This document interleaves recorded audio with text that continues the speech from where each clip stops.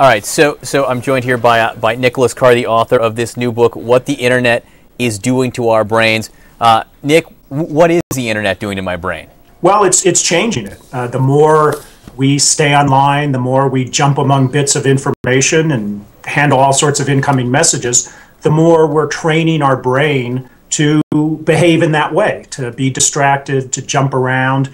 And what we're losing, I think, and the science seems to suggest this, is the ability to slow down, to be contemplative, to be attentive, and to engage in the kind of deeper modes of thinking and reading that I think are really the essential to our intelligence and even our personality. You think this is a shame. You wrote the article a few years ago, I think it was in The Atlantic, that said, is Google making me stupid?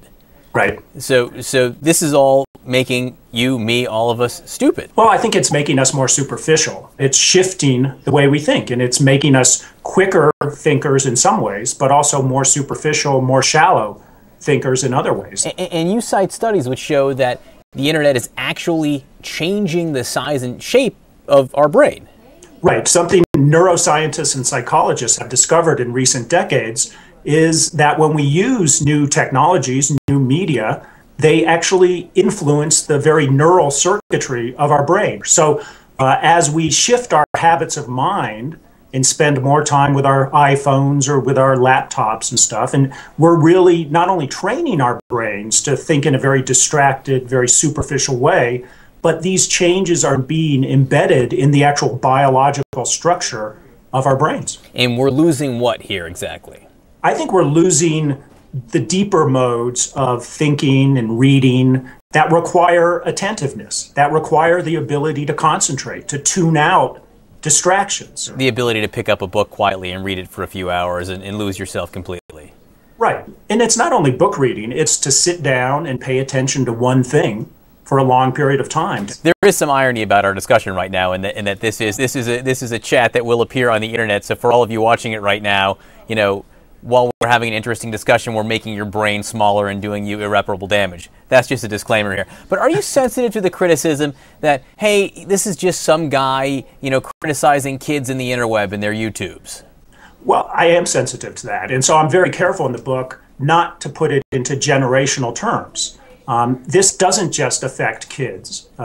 It affects adults. It affects all of us who are spending more and more time with the internet, with smartphones, with BlackBerries, with texting. This is about all of us and how all of us think. You seem like a mature fellow. I mean, and you've done all this research and whatnot. Do you use the internet less now, knowing what you know?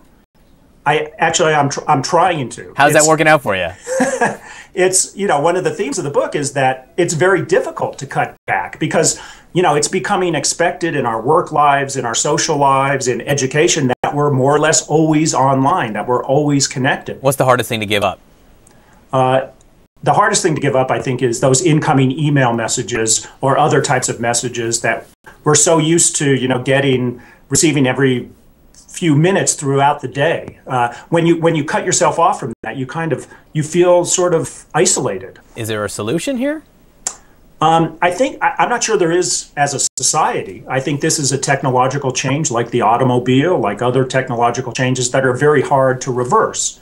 On the other hand, I think each of us as individuals is responsible for the choices we make about how we use or don't use our minds. And so I think each of us should ask hard questions about what we're doing all day and whether, in fact, the balance of our thinking is one that is conducive to getting the most creative, the most contemplative thought, the most introspective thought we can. And I think we're losing that right now.